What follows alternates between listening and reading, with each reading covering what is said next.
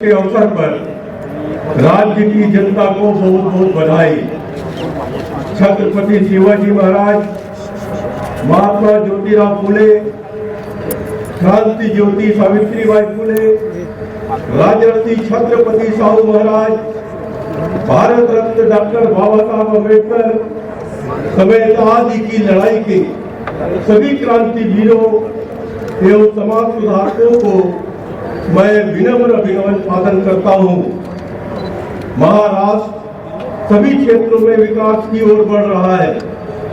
माननीय प्रधानमंत्री ने हाल ही में नवी मुंबई में देश के सबसे लंबे समुद्री पोर्टल सेतु का उद्घाटन किया। इस दौरान उन्होंने 35,000 करोड़ रुपए से अधिक निवेश की विकास परियोजनाओं का भी उद्घाटन किया। दावोस में आयोजित विश्व आर्थिक परिषद में महाराष्ट्र ने 3,53,675 लाख करोड़ से अधिक सामंजस्य करार किए हैं। मेरी सरकार ने हमेशा से ही किसानों के हित को प्राथमिकता दी है। खरीफ हंगाम 2023 में विपरीत परिस्थितियों के कारण संकट में आए 45.35 लाख किसानों को 2100 करोड़ रुपए से अधिक के मुआवजे अदा किए हैं। प्रधानमंत्री किसान सम्मान निधि योजना के तहत राज्य सरकार भी अपना अनुदान दे रहा है। इस तरह से नमो किसान महासम्मान निधि योजना के तहत पात्र किसान परिवारों को प्रति वर्ष 12,000 रुपए मिलेंगे। सरकार ने दूध उत्पादक किसानों के वित्तीय हितों की रक्षा के लिए दूध उत्पादक किसानों को प्रति लीटर 5 रुपए अनुदान की घोषणा की है। बाढ़ की रोकथाम के लिए नदियों से गाद निकाली जाएगी। 68 जल संसाधन परियोजनाओं को सुधारित प्रशासनिक मंजूरी दी गई है, जिससे 13.35 लाख इतनी सिंचाई क्षमता सृजित होगी। लगभग 5,700 गाँव में जल युक्त शिवार अभियान 2 चलाया जा रहा है। मेरी सरकार ने ग्रामीण आवास योजनाओं में तेजी लाने के लिए महा आवास अभियान शुरू किया है। महाराष्ट्र राज्य ग्रामीण जीवनोन्नति अभियान के तहत राज्य में 6.31 लाख स्वयं सहायता समूह का निर्माण किया गया है। रोजगार हमी योजना रोजियों के तहत 32.5 लाख मजदूरों को रोजगार उपलब्ध कराया गया है। हर घर जल के तहत लगभग 83.03% परिवारों को घरेलू जल के द्वारा जल आपूर्ति की गई है। राज्य के स्कूलों में मुख्यमंत्री मेरा विद्यालय सुंदर विद्यालय यह स्पर्धात्मक अभियान शुरू किया है। राज्य में नई राष्ट्रीय नीति का प्रभावी क्रियान्वयन किया जा रहा है। राज्य के महाविद्यालय और विश्वविद्यालय नए मूल्यांकन और मानांकन प्रक्रिया में अग्रसर है। अमरावती जिले के रिद्धपुर में मराठी भाषा विश्वविद्यालय स्थापित करने का निर्णय भी लिया गया है। पर्यटन को बढ़ावा देने के लिए आई महिला पर्यटन नीति लागू की गई है। हिंदू मिल में भारत रत्न डॉक्टर बाबा साहब अम्बेडकर का अंतरराष्ट्रीय स्तर के स्मारक का कार्य प्रगति पथ पर है। दीक्षा भूमि के विकास कार्यों के लिए 200 करोड़ रुपए मंजूर किए गए हैं। अन्य पिछड़ा वर्ग और विशेष पिछड़ा वर्ग के लिए मोदी आवास घरकुल योजना लागू करने को मंजूरी दी गई है। अगले 3 वर्षों में 10 लाख घरों के निर्माण के लिए 12,000 करोड़ रुपए उपलब्ध कराए जाएंगे। अन्य पिछड़ा वर्ग, विमुक्त जाति, घुमंतु, भटकिया जनजाति और विशेष पिछड़ा वर्ग के छात्रों के लिए 36 जिलों में 72 सरकारी छात्रावास शुरू करने को मंजूरी दी गई है।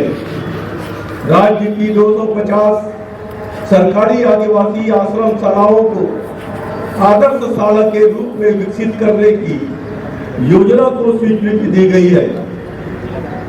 पात्र राशन कार्ड धारकों को दिवाली, गुड़ी पड़वा सहित डॉक्टर बाबा साहब अम्बेडकर जयंती, श्री राम प्राण प्रतिष्ठा समारोह और छत्रपति शिवाजी महाराज जयंती के अवसर पर सीधा मंच और अनंतचय सीधा का वितरण किया जाएगा।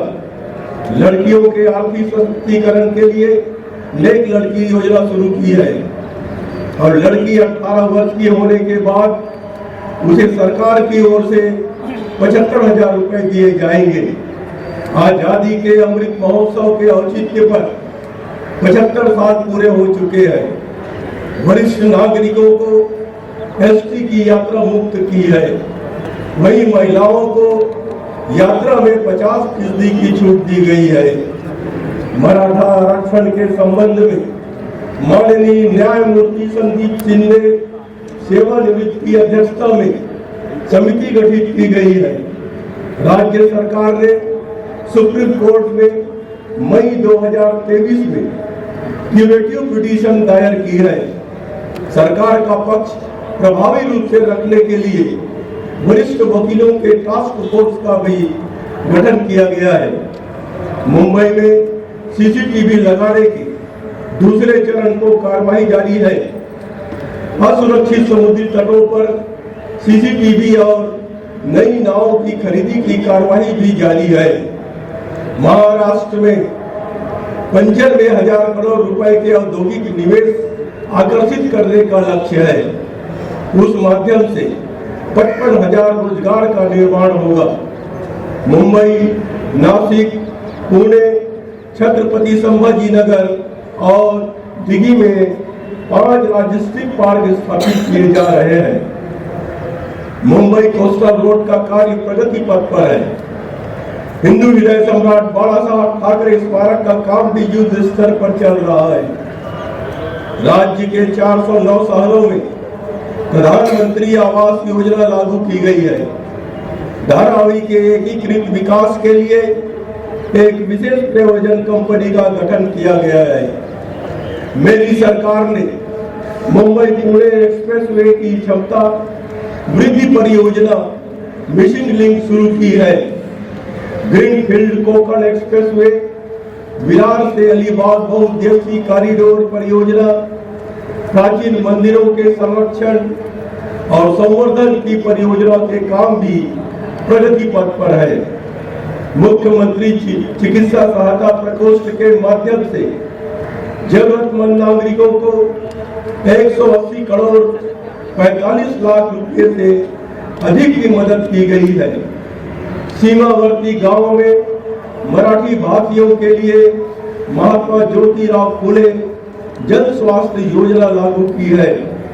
राज्य में 700 स्थानों पर हिंदू हृदय सम्राट बाला साहब ठाकरे अपना दवाखाना स्थापित किया गया है। मेरी सरकार ने राज्य के प्रत्येक जिले में सरकारी मेडिकल कॉलेज शुरू करने की नीति बनाई है। महाराष्ट्र बांस विकास बोर्ड के तहत बांस क्लस्टर का निर्माण भी किया गया है। जिला और अधीनस्थ न्यायालयों में न्यायिक अधिकारियों के पदों के सृजन के साथ साथ विशेष फास्ट ट्रैक न्यायालयों के लिए पदों के सृजन को भी मंजूरी दी गई है। रायगढ़ में शिव राज्याभिषेक दिवस के 350वें वर्ष के उपलक्ष्य में एक भव्य समारोह का आयोजन किया गया। सरकार आपके द्वार शासन अमलियादारी अभियान में 2 करोड़ से अधिक लाभार्थियों को लाभ मिला है। मेरी सरकार सभी समाज वर्गों को साथ लेकर एक समावेशी, प्रगतिशील और विकसित महाराष्ट्र के निर्माण के लिए प्रतिबद्ध है। स्वतंत्रता के अमृत काल में एक नए और सशक्त महाराष्ट्र के निर्माण का संकल्प ले यह आह्वान करता हूँ। पुनः आप सभी को गणतंत्र दिवस की बहुत बहुत शुभकामनाएं। जय हिंद, जय महाराष्ट्र।